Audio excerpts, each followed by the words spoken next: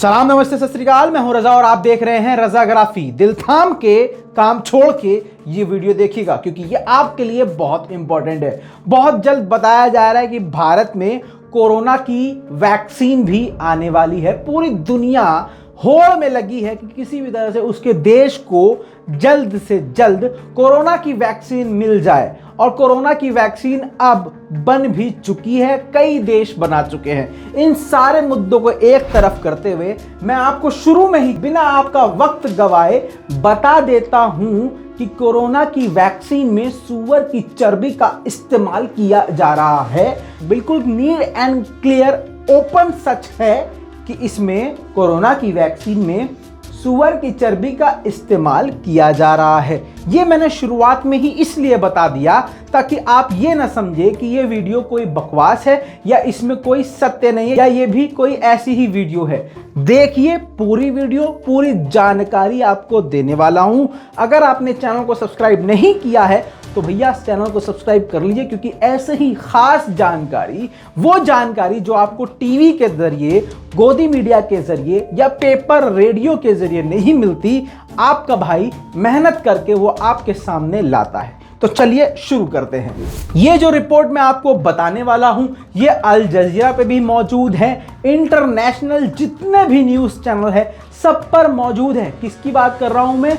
Print media की बात कर रहा हूं। इंटरनेशनल प्रिंट मीडिया अल जजीरा का नाम मैं ले ही चुका हूं, आप जाके सर्च कर सकते हैं और ये बिल्कुल नीट एंड क्लीन है कि सूअर की चर्बी कोरोना की वैक्सीन में यानी कोरोना की दवा में मिली हुई है।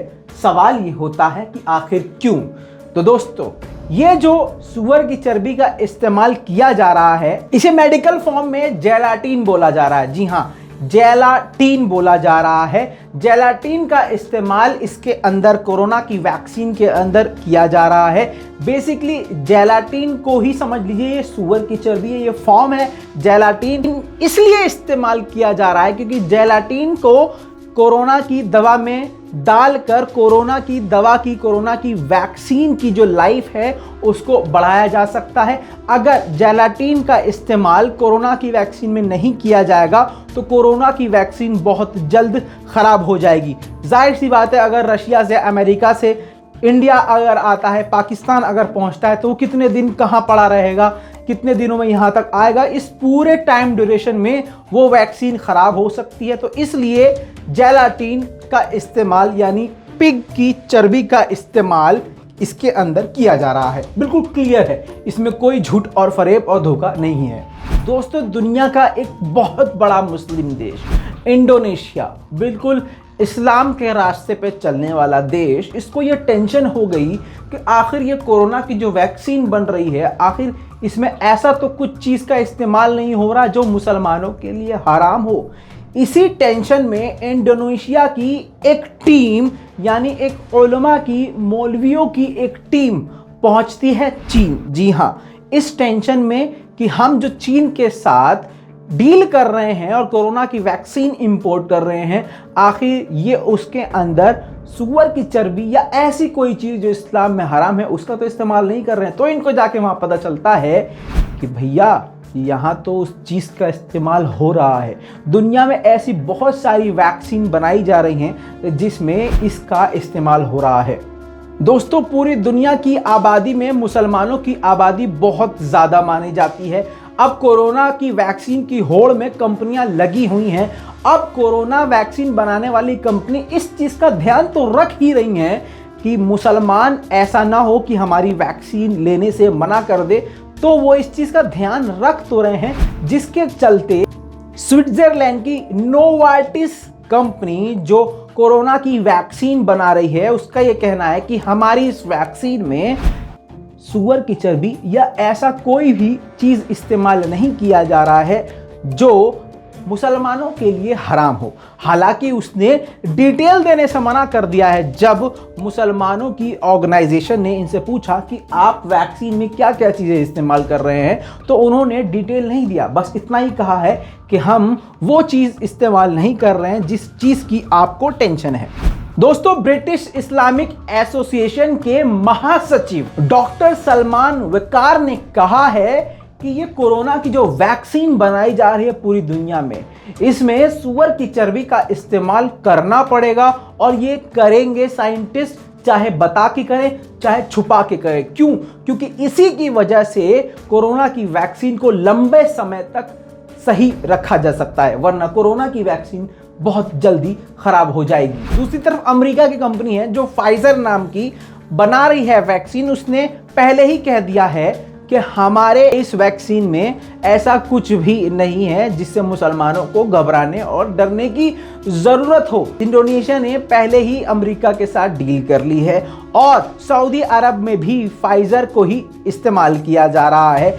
इसमें अब बात यह है, जो कि एक्सपर्ट का कहना है कि अब अगर अमेरिका इस्तेमाल भी कर रहा होगा तो वो डील दोनों मुस्लिम देशों ने अमेरिका से ऑलरेडी कर ली है, तो अगर बाद में ये राज खुलेगा भी तो तब तक बहुत देर हो चुकी होगी।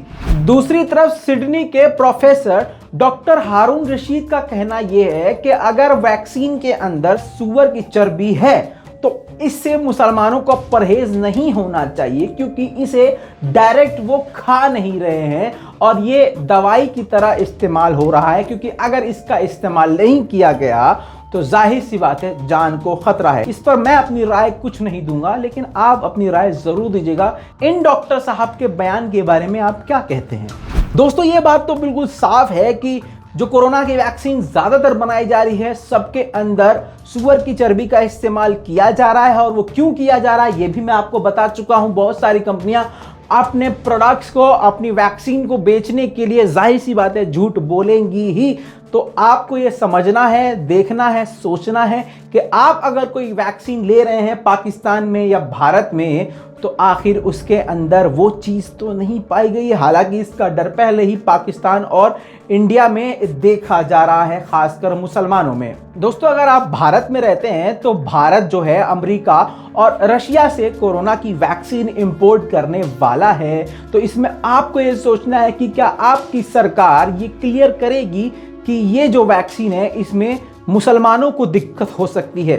तो मेरा ये कहना है मोदी सरकार खुशी खुशी आपको लगवाएगी कि भैया लगाओ, क्योंकि उनको तो कोई फर्क नहीं पड़ता। वो तो चाहते ही है कि भाई मुसलमानों के साथ जितना बुरा हो सके वो होए। खैर, यहाँ पर कोई सांप्रदायिक बात नहीं करेंगे। सोचना आपको है, सोचना हमें है। आपकी क्या राय है इस सेंसिटिव मुद्दे पे नीचे कमेंट में जरूर लिखिएगा। और चलते चलते मेरी तो आपको सीधा सीधा एक ही राय है कि कोशिश करें कि आपको जरूरत ही ना पड़े कि आपको कोरोना की वैक्सीन लगानी पड़ जाए। भैया, ऊपर वाले को याद करो, अपने आप को बचा के रखो, मास्क लगा के रखो। हालांकि इसमें भी बहुत सारे लोगों को ऑब्जेक्शन होगा कि मास्क न लगाए, लेकिन जितना आप कर सकते हैं बचाओ, उतना तो कम से कम आपको करना ही पड़ेगा। दोस्तों, अपनी राय कमेंट में लिखना मत भूलिएगा। लाल बटन दबा के चैनल को सब्सक्राइब जरूर कीजिएगा। बहुत जल्द लौटूंगा और भी बड़ी जानकारी के साथ। जय हिंद।